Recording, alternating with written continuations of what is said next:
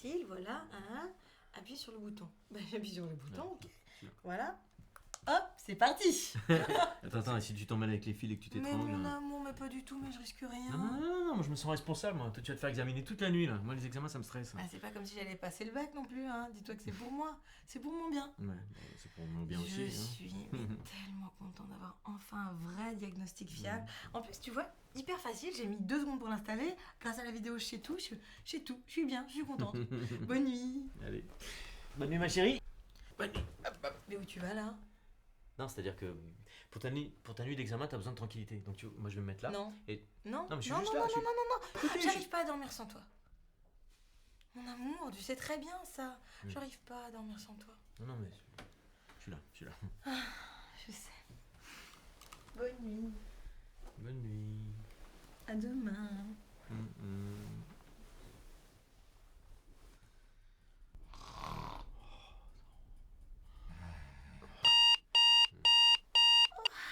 Coucou mon chou. Coucou. Oh, mes résultats sont prêts à être analysés.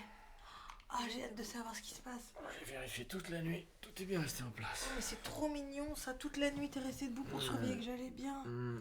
T'es un amour d'amour, quoi. Je me demande ce que ça va donner. Les résultats, je les connais, moi. Oui. Bonne nuit. Oui. C'est ce qui se passe dans la réalité. Autrefois, ces enregistrements se faisaient en laboratoire de sommeil, donc c'était évidemment c'était lourd parce que les patients devaient prendre rendez-vous, on devait leur trouver une nuit au laboratoire de sommeil. Cette scène est tout à fait exacte. Les patients maintenant peuvent mettre même les capteurs, hein, les appareils sont simplifiés. C'est un examen qui n'est absolument pas stressant, hein, qui est totalement indolore tout d'abord.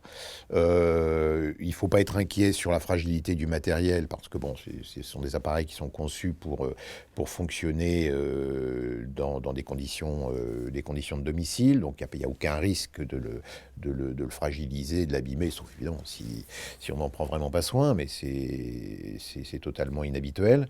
Et d'autre part, de bien fixer effectivement les capteurs. Il y a le capteur nasal qui doit être collé au visage parce qu'il se décolle quand on se retourne, quand on se met sur le côté.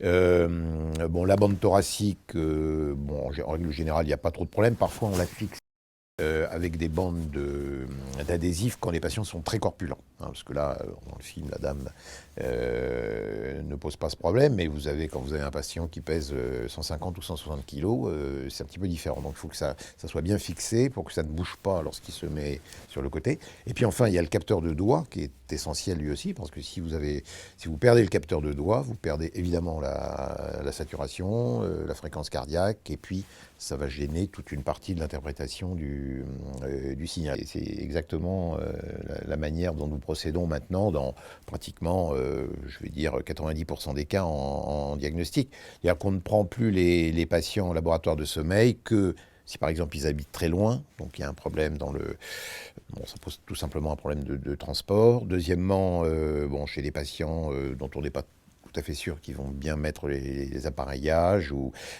qui vont peut-être pas toujours apporter le soin nécessaire. Hein, mais c'est vraiment maintenant l'exception.